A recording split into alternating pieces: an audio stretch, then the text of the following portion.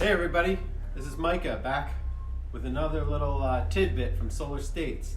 So today I'm going to talk about the AEPS, or the Alternative Energy Portfolio Standard. In most states that's known as an RPS, or a Renewable Portfolio Standard, but in the state of Pennsylvania we had to be different. So in around 2004, Governor Rendell passed a law that said any energy supplier selling electricity into the state of Pennsylvania has to have a certain percent of it come from various alternative sources. Those sources are listed out in the law. One of them is solar. There's a carve out specifically for solar. It says that by the year 2021, which is right around the corner now, a 0.5%, that's right, I didn't misstate it, only a 0.5% of our total energy mix has to come from solar. Tiny, absolutely tiny, right? Well, the reason why it's so tiny is because a lot of these utilities, people selling electricity into the state, don't have any solar. And thus, they have to buy solar energy from other people. And how do they go about doing that? That's through something called an SREC, or a Solar Renewable Energy Certificate. That's a generation right.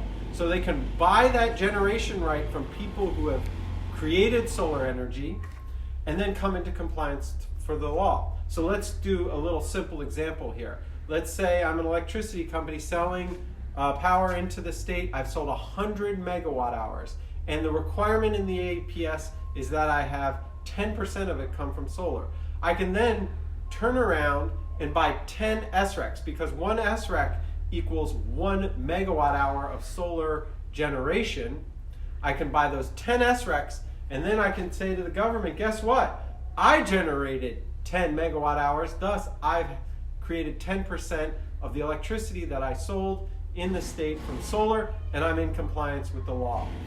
The reason why SRECs in Pennsylvania are so low is because it's only a 0.5% requirement. Goodness gracious, that's tiny. So we've flown past that, thank goodness, right? I mean, that's great for our society, great for jobs, great for everything, but we need to raise that up. That will give more value in SRECs. It'll create lots of jobs, and it's also good for the environment. So it's a win all the way around. Unfortunately, we haven't been able to change the AEPS at all since 2004.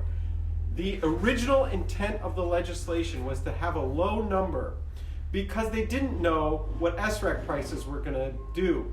SREC markets were not established around then. They didn't know how it would affect electrical prices. So it's very prudent to have a low starting value.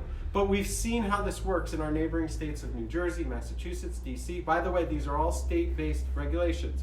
So we need to raise that up, probably to something like 4 or 5%, maybe even greater. But without the legislature, we can't do it. So it's up to you to contact your state senator, your state representative, and let them know that you care about the AEPS and the level that it's at. Thanks a lot. Talk to you soon.